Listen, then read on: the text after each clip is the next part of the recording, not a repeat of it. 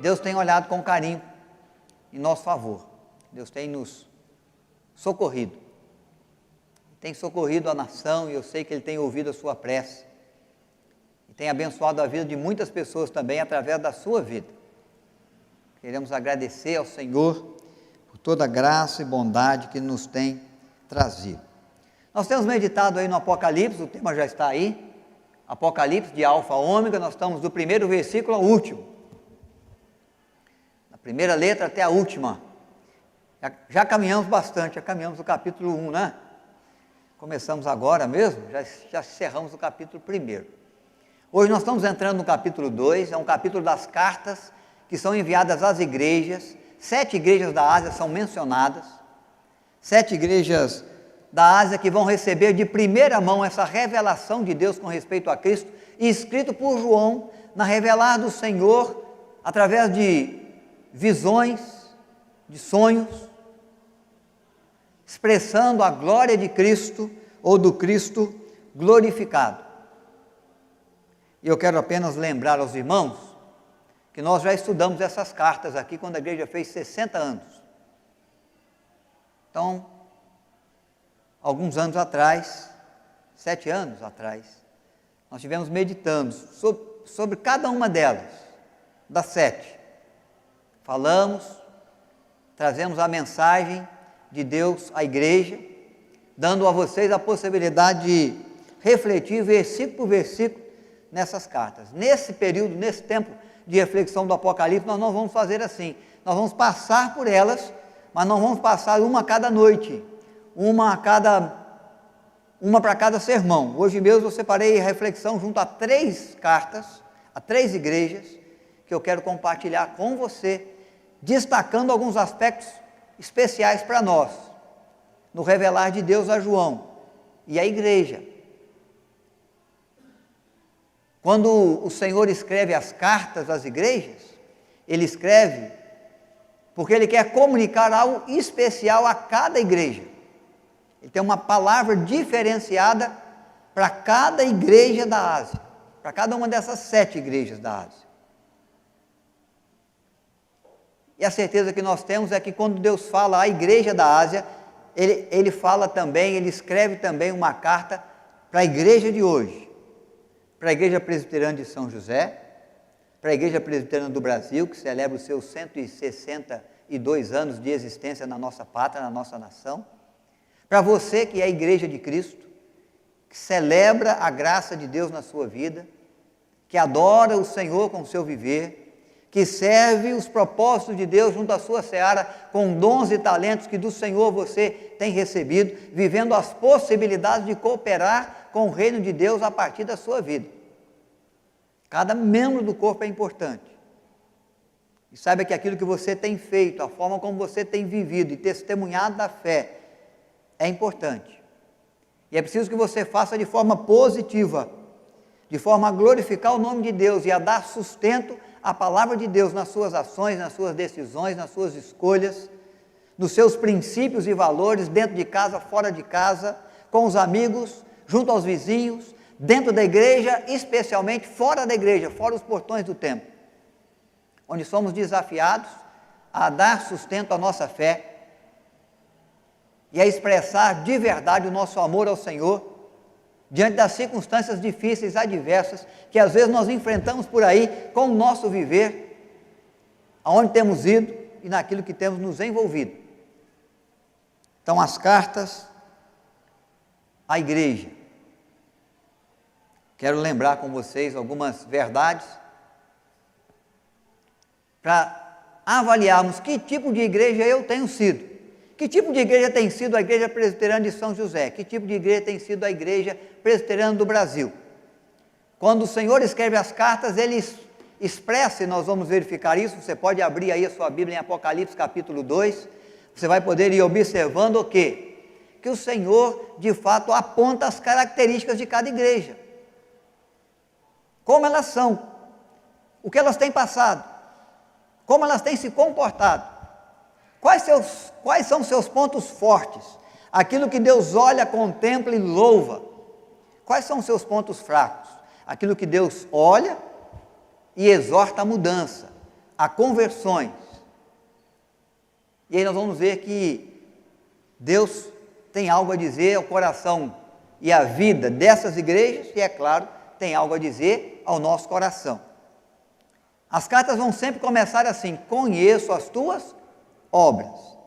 Todas as sete igrejas vão ouvir essa frase, essa expressão, em algum momento da carta, que Deus envia por meio de João às igrejas. Conheço as tuas obras. Irmãos, se nós formos pensar bem, essa expressão é uma expressão muito preciosa para nós. Imagine você, o Deus Todo-Poderoso, que é Senhor sobre tudo, sobre todos, que rege o tempo da história, que está acima dos governos da terra, que tem um plano de salvação consumado na pessoa de Cristo Jesus, o seu Filho, na cruz do Calvário, mesmo recebendo resistência da humanidade, de alguns homens e de algumas circunstâncias, cumpre o seu propósito e a sua promessa, nos envia o Salvador, que é Cristo Senhor. Esse Deus Todo-Poderoso que do nada fez tudo, de repente vira para mim, vira para você, que é a igreja de Cristo, e diz: conheço as tuas obras. Declarando a verdade de que Ele conhece a nossa vida, de que Ele conhece a nossa história, Ele conhece o nosso ir e vir, Ele conhece os nossos pontos fracos, as nossas possibilidades, Ele conhece a nossa dor, e Ele conhece também os nossos resultados, as nossas colheitas, as nossas derrotas e as nossas vitórias. Deus quer que o ser humano saiba o quê? Que Ele se importa conosco, que Ele está contemplando a nossa vida, e que Ele escreve uma carta para mim, para você, para a igreja em Éfeso, para a igreja em São José, para a igreja presbiteriana do Brasil, para qualquer pessoa que possa se identificar como servo, como serva de Deus, mundo afora, porque Ele te prestigia. Você escreve uma carta para alguém porque você considera essa pessoa. Você escreve uma carta para alguém porque você tem algo a dizer para ela que você acredita que é importante que ela saiba. E o Senhor começa expressando sempre nas suas cartas às igrejas essa frase: conheço as tuas obras. Que precioso saber que Deus conhece as minhas obras, aquilo que eu tenho feito de bom, de certo, de correto, de justo, meu empenho para promover a paz, o meu empenho para ser um cidadão correto, um profissional de bom resultado, um amigo de verdade, um pai que se guia, que se dirige como pai na educação do filho, na edificação do filho, no exemplo para o filho, como a palavra de Deus requer de mim, colocando essa criança no caminho em que ela deve andar, o caminho da verdade, o caminho da vida que está em Cristo. Que bom saber que Deus está olhando para as mulheres, está vendo de fato o valor da mulher presente na sua casa, na sua família, no cuidado com o filho, no trabalho fora de casa, no empenho da sua vida para ser exemplo às demais mulheres, na vida de intercessão, de oração, no estender da mão, no coração bondoso que doa. Deus está olhando para nós, irmãos e irmãs, e está dizendo: tudo que você faz, tudo aquilo que você pensa, aquilo que vem no seu coração e que promove as suas ações e reações, as intenções da sua alma, eu conheço bem você. Demonstra que Ele se importa, demonstra que Ele se preocupa, demonstra que Ele quer o nosso bem, demonstra que Ele acompanha a nossa vida. Um Deus tão grande consegue se atentar à sua vida tão pequena. Comparado ao universo de pessoas, a multidão de pessoas nesse mundo, saber que Deus está com os olhos voltados para a sua vida, para a sua história, que Ele trabalha em seu favor, que Ele quer o seu bem, porque Ele conhece os seus sonhos, Ele conhece os seus projetos, Ele sabe aquilo que você almeja alcançar, Ele sabe em favor de que você clama, você pede: tem misericórdia de mim. Ele olha para as suas dificuldades, Ele contempla as suas lutas, Ele consegue ver a lágrima no seu rosto. Ele está vigilante quando a noite escura de alma ou a noite demora a passar para você por motivos de preocupação. Preocupação com finanças, com saúde, com filhos, com cônjuge, com os avós, com os netos, com o trabalho, com a fé, com os erros, com os pecados, com os desafios. Aquilo que incomoda, que perturba a sua alma, que tira de você o sono, que aflige o seu coração, Deus está olhando e dizendo: conheço também, eu sei. Nas cartas às igrejas, o Senhor é aquele que demonstra que conhece, que sabe o que precisamos, sabe como nos assistir, sabe o que de fato vai suprir a nossa necessidade, sabe como de fato responder de forma abençoadora a nossa prece, quando clamamos pela sua ajuda, pelo seu socorro, pelo aplanar dos caminhos, pelas portas as quais nós gostaríamos que fossem abertas, e quem sabe só Deus pode abrir. Conheço as suas obras. E é por isso que Ele conhece quem somos e pode nos dizer quem nós deveríamos ser. Se Ele conhece tudo que passa na nossa vida, Ele é capaz então de dizer quem a gente deveria ser, que tipo de igreja, que tipo de pessoa, que tipo de procedimento, que tipo de característica, de princípio, de valor precisa existir na sua vida. Aquele que muito nos conhece é aquele que nos aconselha, aquele que muito nos conhece é aquele que aponta um caminho, aquele que muito nos conhece é aquele que nos exorta também, para dizer: olha, por esse caminho não dá, nessa atitude eu não vos louvo, é preciso tomar uma direção diferente. Vamos começar, irmãos, as nossas reflexões então, vamos ler esse texto juntos. Essa igreja em Éfeso, a primeira igreja, capítulo 2, verso 4 e verso 5. Vamos ler juntos? Tenho, porém, contra ti que abandonastes o primeiro amor. Lembra-te, pois, de onde caíste, arrependa-te, volta à prática das primeiras obras, e se não, venho a ti e moverei o seu lugar, o teu candeeiro, caso não te arrependas. É claro que Cristo falou dos valores da igreja em Éfeso. Vai elogiar o combate das falsas doutrinas, vai elogiar a luta e o empenho dos crentes em perseverar no seu propósito de serviço ao reino de Deus, semeando a boa semente do Evangelho. Mas há um momento em que ele observa o que está atrapalhando a igreja, o que está prejudicando o caminhar da igreja, como essa igreja é, o que ela tem, que Deus não se agrada. E aí esse texto, esses 2 versículos, ele vai evidenciar isso. O que Deus tem contra essa igreja? Que ela perdeu o primeiro amor. Vamos entender isso melhor, irmãos. A igreja em Éfeso, a igreja que perdeu o primeiro amor. Aqui é quando a nossa igreja estava bem no início, um templo bem mais lá atrás, né? Alguns irmãos e irmãs aqui pode ser que se lembrem dessa fachada aí. São mais antigos na vida da igreja, né, Val? Com mais tempo aqui, acho que o Gilmar. Não sei se o senhor Elcio, quando chegou, era essa fachada, eu já era essa fachada. Alguns irmãos aí. Que bom. Paulo está dizendo, Cristo está dizendo, não Paulo, mas Cristo está dizendo nesse texto, de que a igreja de Éfeso, quando ela iniciou a sua caminhada com o Senhor, ela é uma igreja muito inflamada pelo amor de Deus, pela graça de Deus, e que expressa grande e profundo amor a Deus e ao seu reino.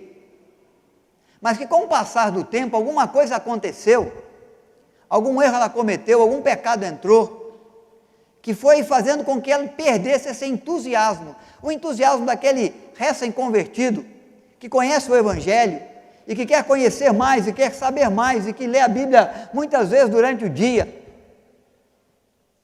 e que quer ler e conhecer a palavra de Deus, e por isso começa a ler de Gênesis, e vai até Apocalipse, tentando descobrir o revelar de Deus, e o agir de Deus no decurso do tempo e da história para trazer aos homens a salvação em Cristo, manifestando a sua graça. E essa pessoa está tão animada que ela não perde os trabalhos, ela não consegue falar de assuntos sem conseguir colocar ali também algo da graça de Deus, do amor de Deus, do agir de Deus, do falar do Senhor. É aquele amor que inflama a alma, que faz com que a igreja caminhe, bem entusiasmada, bem engajada nas atividades, nas ações, na evangelização, no amor aos perdidos. Ele quer ser instrumento, ele quer ser vaso de bênçãos. Ela quer contribuir de alguma forma. Ela dobra os seus joelhos, ela intercede pela igreja, pelo evangelho, pelo evangelista, pelo campo missionário, pelas ações das sociedades internas. Ela quer e ele quer ser instrumento através do qual o Senhor vai agir também. É o amor intenso, é o fervor de alma que nos impulsiona a servir ao Senhor, a servir ao seu reino, colocando o nosso tempo, colocando os nossos dons, colocando a nossa vida à disposição, a nossa palavra, o nosso procedimento, para que o Senhor de alguma forma se manifeste em nós, através de nós, se tornando conhecido entre os homens, para os meus amigos, para os meus vizinhos. A graça de Deus é tão grande, o amor de Deus é tão grande, eu não posso ficar com isso só para mim, eu tenho que compartilhar, eu tenho que falar, eu tenho que apontar o caminho para aquele que está perdido, eu tenho que consolar o coração que está aflito, eu tenho que de alguma forma levar uma palavra de paz do príncipe da paz, aquele que anda na sua aflição. Eu preciso levar esperança para quem está desesperado. Então ele anda com os ouvidos atentos, com as mãos estendidas, com o olhar sempre olhando, observando. Quem precisa de ajuda? Como eu posso ajudar? Levando a eles em todo o tempo o Evangelho. Então está entusiasmado. Está com um amor intenso. É isso que Deus viu na igreja em Éfeso. Olha, quando vocês iniciaram a caminhada, eu vi esse amor. Eu vi a perseguição, mas nem mesmo a perseguição, os açoites, as prisões, as mortes, que o Império Romano vinha trazendo, era capaz de esfriar esse amor. As lutas não desanimava a igreja em nada. Não gerava frustração se a igreja pedia por alguma bênção, por algum resultado, e de repente Deus falasse não. Seguiam com fervor, seguiam acreditando que era a vontade soberana de Deus, e seguiam servindo ao Senhor com todo entusiasmo, com toda dedicação, com todo engajamento. A igreja era assim, mas depois, com o passar do tempo, ela caiu no comodismo e na indiferença.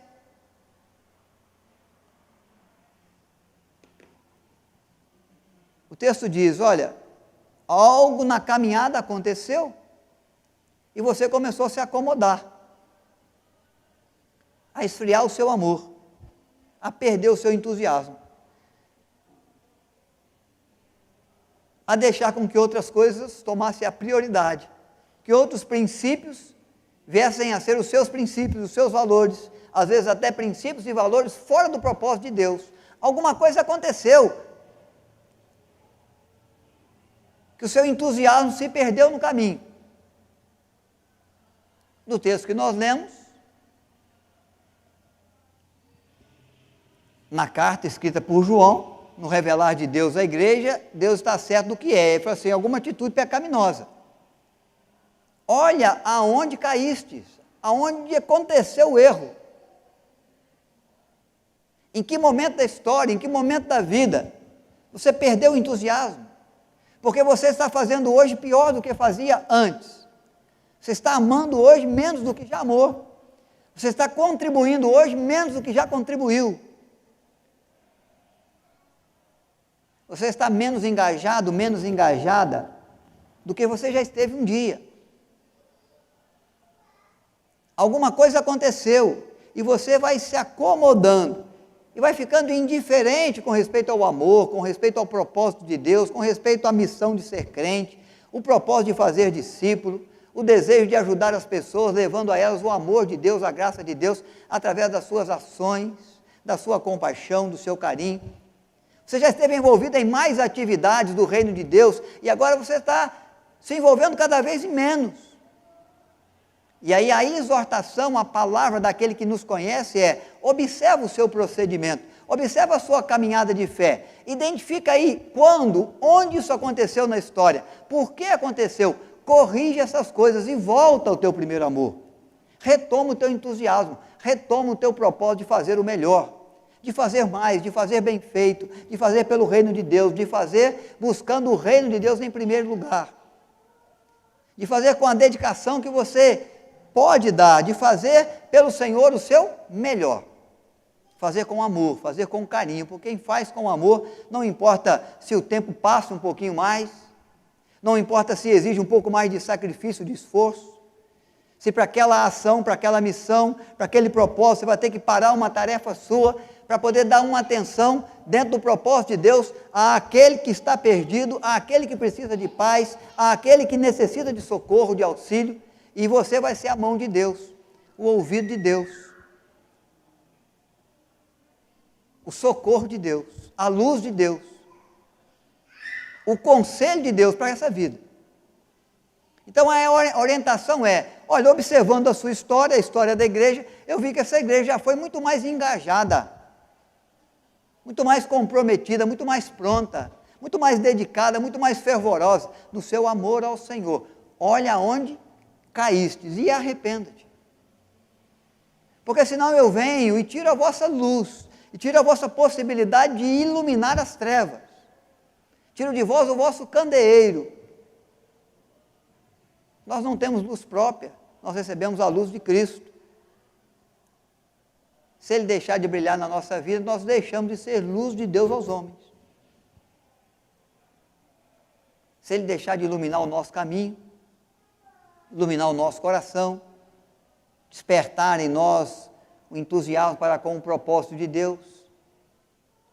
Então, que igreja nós somos? Será que somos essa igreja hoje, quando você observa a sua vida, a igreja que vem esfriando no amor, no comprometimento, no desejo de servir, que você já teve com mais intensidade lá? Olha onde caístes, e diz o texto, arrependa-te. A igreja de Laodiceia, Apocalipse capítulo 3, verso 14 a 20, você pode ir observando aí. Essa igreja também o Senhor conhece as suas lutas, conhece as suas vitórias, mas qual que é a exortação, a palavra de Deus, visando a característica dessa igreja?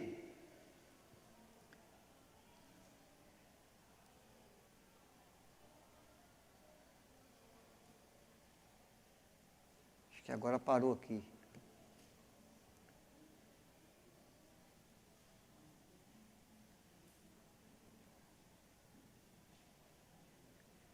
Parou mesmo aqui, Duda. O que o Senhor quer nos ensinar junto a essa igreja, dentro do propósito que Ele tem para nós? Deixa eu ver.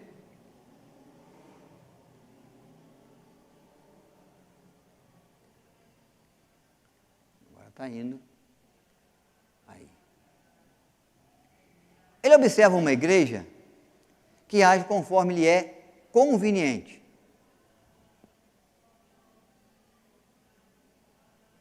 Essa é uma atitude que nós temos que ter muito cuidado com ela. Se nós estamos aqui na igreja, junto aos nossos irmãos, nós usamos um tipo de palavreado. Um palavreado santo, um palavreado puro, um palavreado bem evangelical. A paz do Senhor, Deus te abençoe. Né? Esse palavreado bem crente, bem bíblico.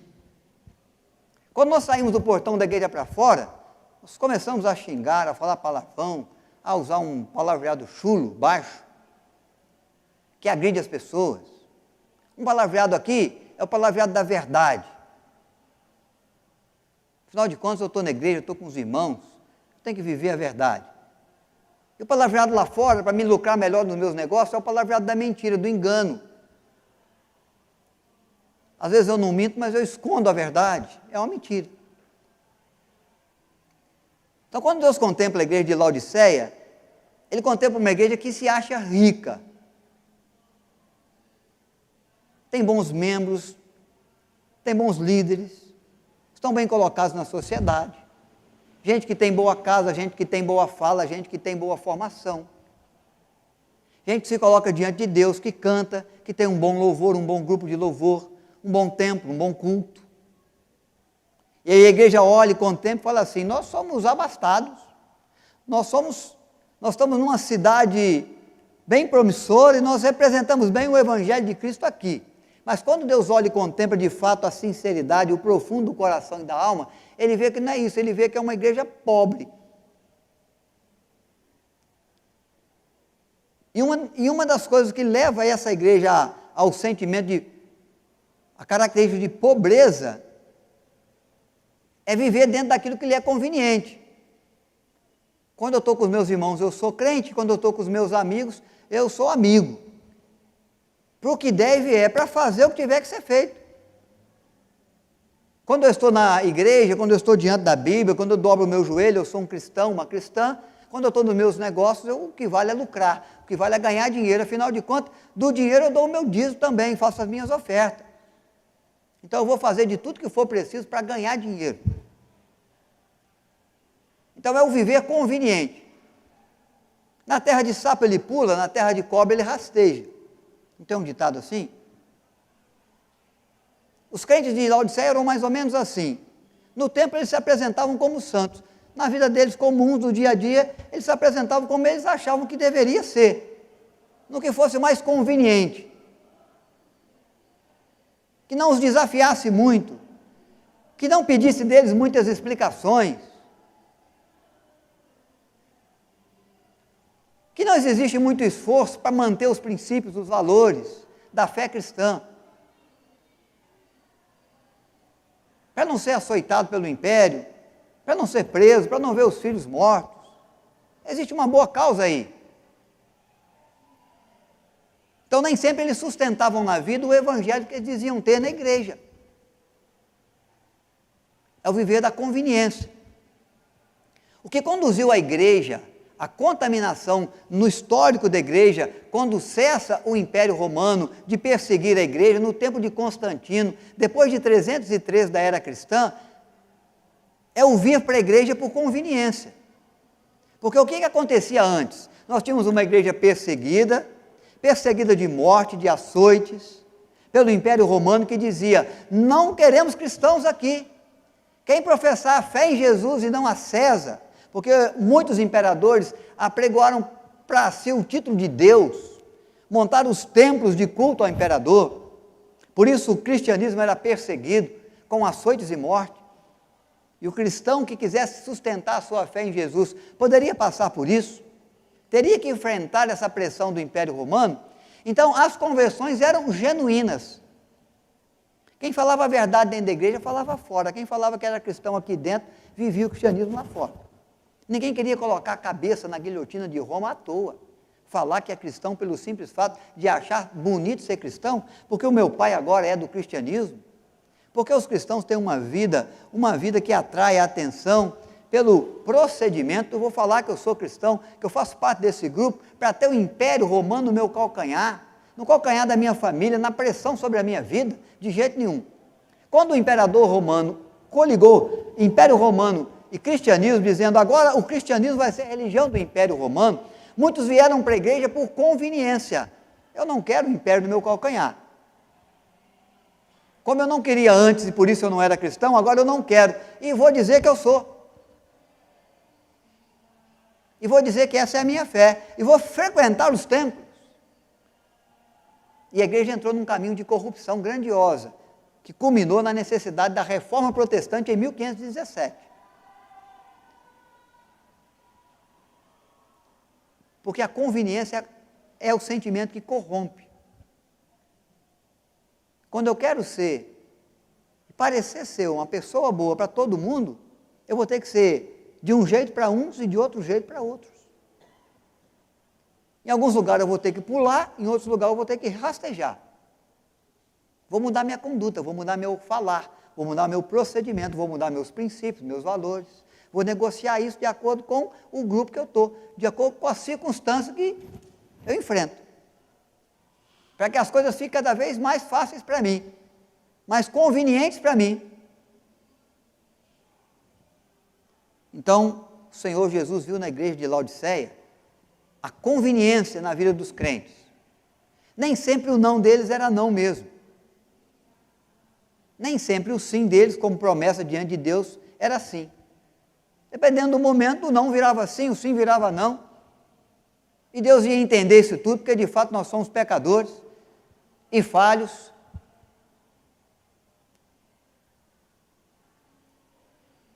Então ele não vive a fé, não assume a posição ou atitude cristã de verdade. Em algum momento, sim, se é conveniente. Em outros momentos, se for conveniente, também não assumo. Depende do que eu entendo que vai ser bom para mim. Não para o reino de Deus, não para a fé cristã, nem para o princípio da verdade, do valor. A igreja de Laodiceia não se importa se é pecado ou não.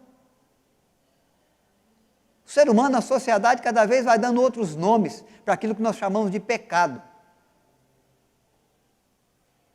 Para aquilo que a Bíblia identifica como transgressão da vontade de Deus. O que nós chamamos de pecado, às vezes a sociedade chama apenas de uma livre escolha do ser humano.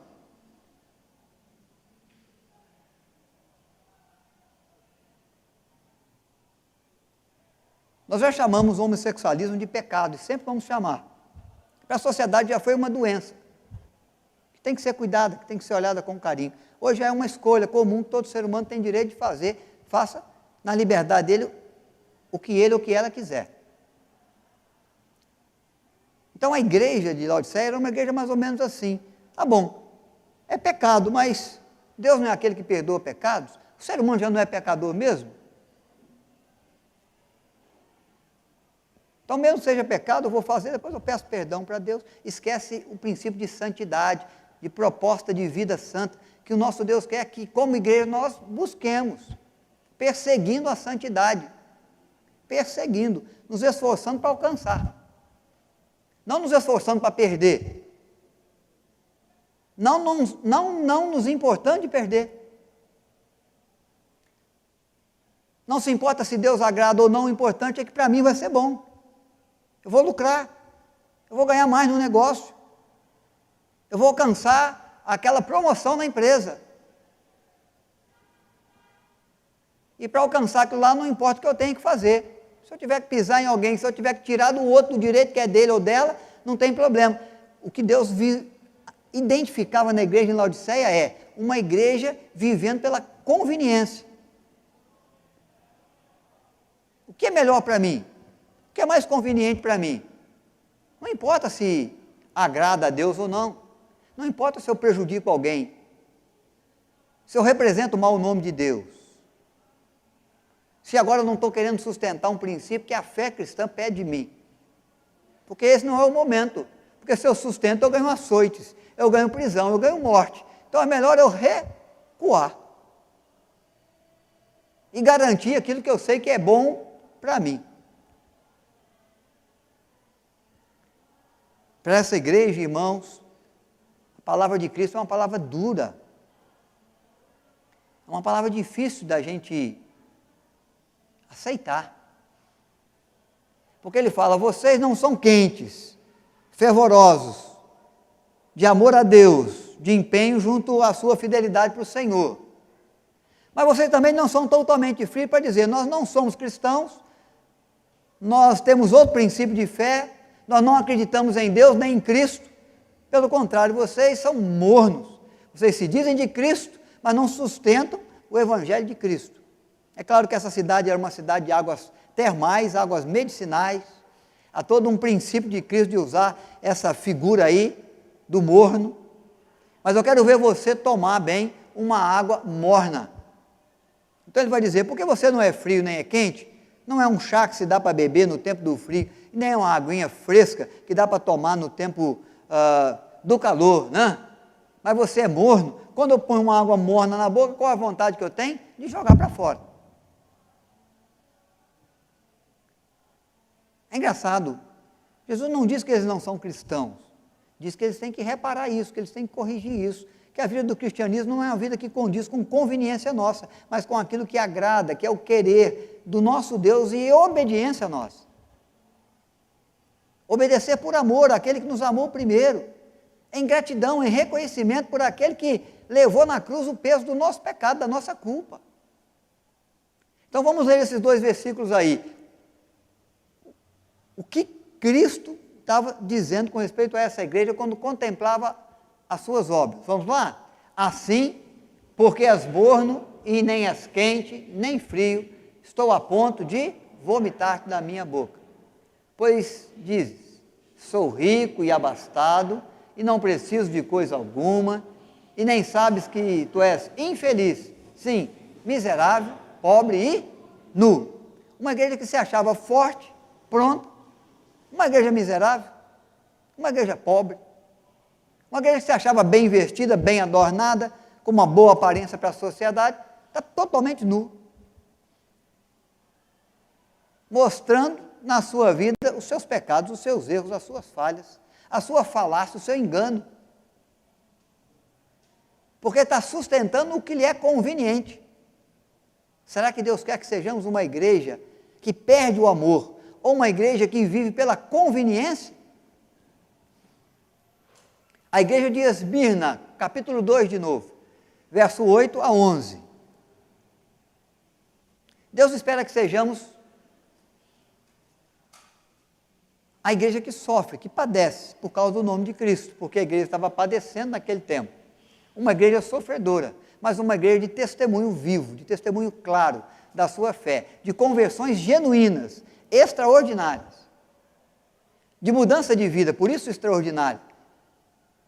Aquele sujeito que entendia a graça de Deus, aquela mulher que percebia o amor de Deus em Cristo, que fazia de Jesus o seu Senhor, o seu Salvador, que nascia de novo e que via a sua vida sendo tomada pelo novo nascimento, a sua velha natureza sendo transformada no novo homem, na nova mulher, as coisas velhas indo passando de pecados, de erros, de falhas, de indiferença, e as coisas novas da parte de Deus sendo formadas na vida, sendo fortalecidas na vida, o velho homem, o meu eu sendo sepultado, a pessoa de Cristo sendo elevada na minha vida,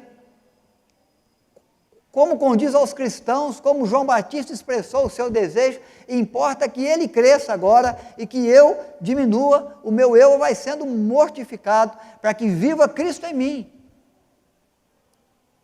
Mesmo que eu tenha que padecer sofrimentos, dor, luta,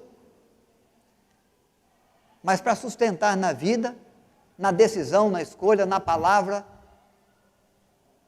no princípio de vida, o testemunho de Cristo. Aí as conversões genuínas aconteciam. Aquele sujeito mudava de vida. Aquele que roubava passou a não roubar mais. Aquele que mentia passou a não mentir mais. Aquele que buscava a idolatria abandonou sua idolatria e passou a servir, a seguir ao Senhor, somente ao Senhor.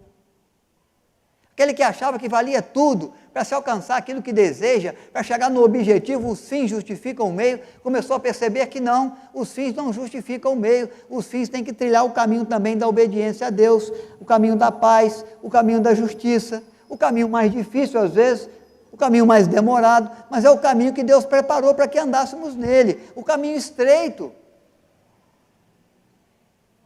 E que poderia ser que viesse açoites e prisões e morte, mas a fé em Jesus não pode ser negociada pelo meu desejo, meu sentimento de estar bem, de me sentir bem, naquilo que é conveniente para mim. E pessoas na igreja de Esmirna eram identificadas e às vezes surpreendidas com aquela palavra que é comum àqueles que convertem, que nascem de novo. Fulano, quem te viu e quem te vê.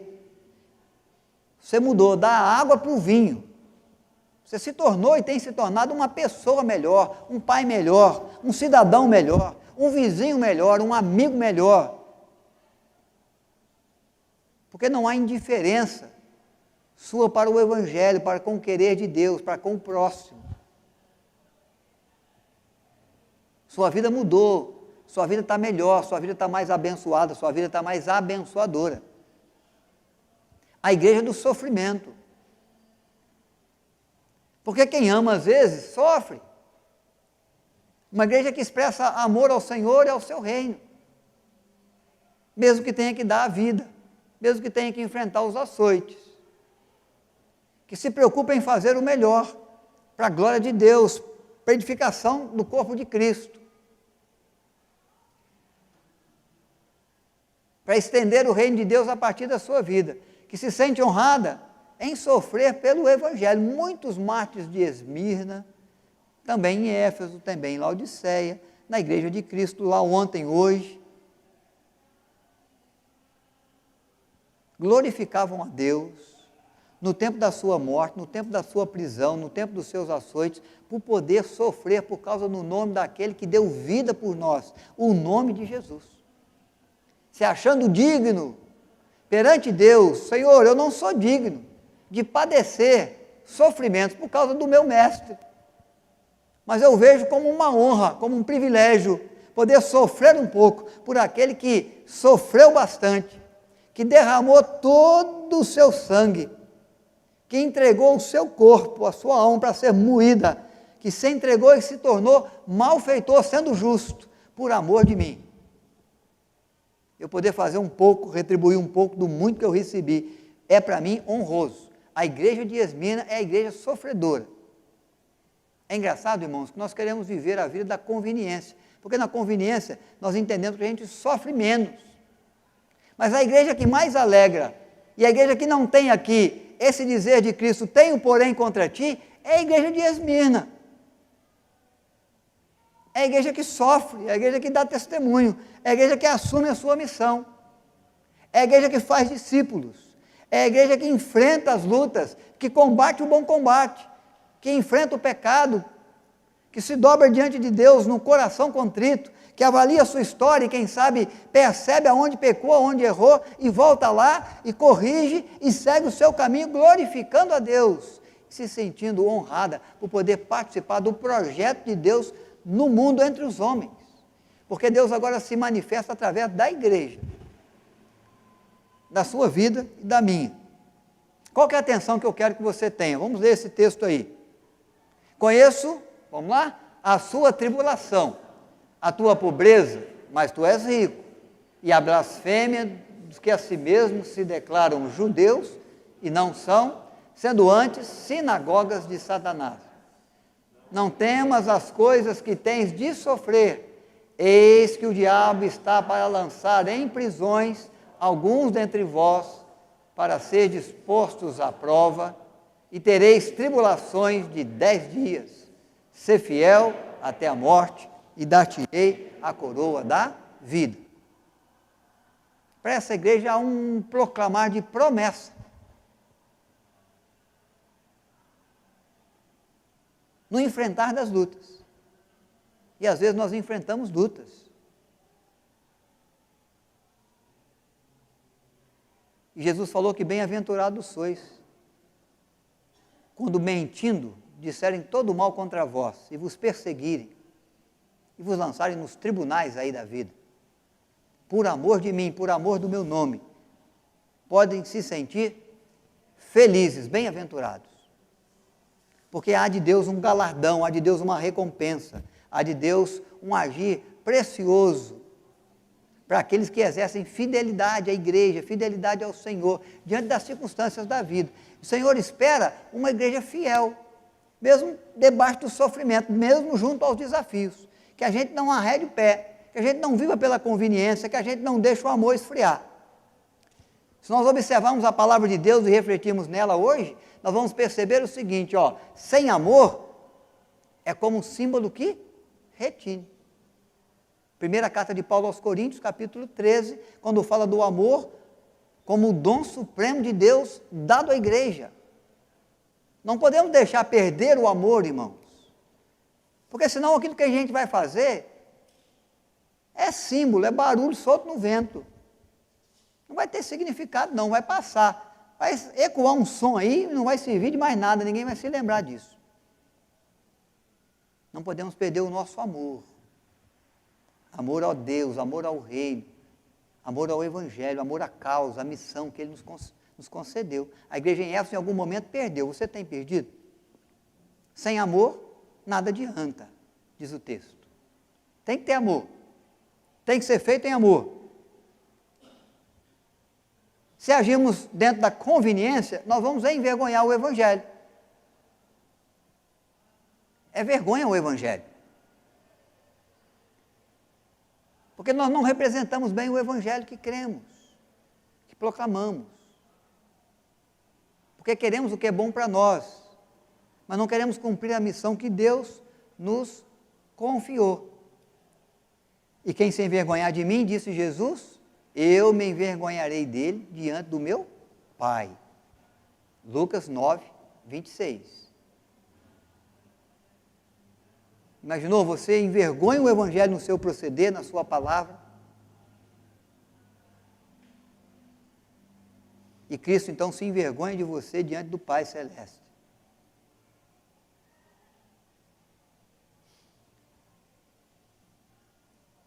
Mas aqueles que vivem aos sofrimentos, que enfrentam com coragem, com perseverança, com fidelidade, como servo bom, como serva fiel, esses se tornam instrumentos escolhidos de Deus para fazer prosperar entre os homens o seu reino e a sua vontade. Essa palavra foi dada com respeito à pessoa de Saulo. Quando Ananias vai visitá-lo, ele está cego, está vivendo o tempo da sua conversão, a caminho de Damasco, o próprio Cristo aparece. E a vida de Paulo, e a história de Paulo, e o rumo da vida de Paulo muda. De perseguidor do evangelho, ele passa a ser perseguido. E Paulo é aquele escolhido de Deus para levar o evangelho de Deus aos estrangeiros, aos gentios. Por isso ele faz as 3 viagens missionárias e planta igrejas, inclusive a de Éfeso. Ali também por Esmirna, por Laodiceia, ele anda também pela Ásia, sendo um instrumento de Deus, escolhido de Deus para levar o nome de Cristo aos gentios, diante de reis. E a expressão do próprio Deus a Ananias, quando ele envia o profeta de Deus até a casa daquele homem, é essa: este é para mim um instrumento escolhido para levar o meu nome diante de reis, eu lhe mostrarei o quanto lhe importa sofrer pelo meu nome. Sofrer pelo meu nome. Que tipo de igreja somos, irmãos? Às vezes a igreja que perde o amor, que perde o interesse, e aí perde a sua eficácia. Sem amor, nada adianta. Às vezes a igreja dá conveniência. Vou comportar de acordo com aquilo que é bom para mim, que é conveniente para mim, que é melhor para mim. E aí nós envergonhamos o evangelho. E Cristo se envergonha de nós diante do Pai. Deus espera que sejamos a igreja que entende que às vezes é preciso e possível sofrer por causa do nome de Cristo. Sofrer em favor do evangelho. Quando fala sofrimento, irmãos, não é só o sofrimento do açoite, da prisão, da morte, é o sofrimento de doar um pouco mais de tempo, de doar um pouco mais de dedicação, de dar um pouco mais de leitura da Bíblia, um pouco mais de tempo na oração, um pouco mais fazendo em favor do reino de Deus, do que em favor da gente, do que em favor da nossa casa. Porque isso exige um pouco mais de agenda, e isso pode ser que sacrifique um pouco mais o seu tempo, e sacrifique um pouco dos seus propósitos, dos seus desejos, dos seus anseios, das suas vontades, para que a vontade de Deus cresça naquilo que você faz, naquilo que você vive. Para que o reino de Deus cresça e possa o Senhor continuar acrescentando dia a dia os que vão sendo salvos pela graça de Deus através do serviço daqueles que escolhem padecer um pouco em favor do evangelho de um Cristo que deu vida, que verteu sangue, que padeceu enfrentando a morte, para que você pudesse participar desse reino, ser identificado como filho de Deus, como herdeiro dos céus, como um pecador que tem os seus pecados perdoados, como aquele que vive e que vai vencer até a morte, que um dia vai chegar para você e para mim, mas pela graça de Deus recebe vida, vida abundante, vida sem fim, vida com Cristo, vida de gozo, vida de paz, vida eterna. Que igreja nós temos sido? Se você parar para observar, será que você hoje está fazendo com mais amor ou com menos amor do que antes?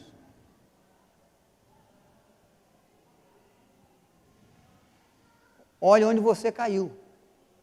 Observe onde foi que errei. Retome o caminho a partir dali, recupere. Arrependa-te e volte à prática daquelas obras preciosas, com fervor, com ânimo, com dedicação, com amor ao Senhor e ao seu Rei. Leve uma vida que sustente na vida o Evangelho de Cristo. Mesmo que você tenha que sofrer um pouco, que padecer um pouco, que se doar um pouco, que abrir mão um pouco daquilo que você gostaria ou da forma que você gostaria, para que o reino de Deus cresça a partir de você. Quando pensamos no aniversário da Igreja Presbiteriana do Brasil, nós temos que pensar, o Senhor que nos trouxe até aqui, o Evangelho, trouxe através da igreja. Cabe a nós levar esse Evangelho adiante, com amor, com obediência, com dedicação, às vezes com sofrimento, mas fazendo com que o reino de Deus cresça, que a igreja continue sendo edificada, que o nome de Deus seja glorificado a partir da nossa vida. Para que essa igreja se estenda às gerações futuras, com a mesma eficácia na pregação, com o mesmo resultado que o poder, que o agir do Espírito Santo trouxe a igreja até aqui.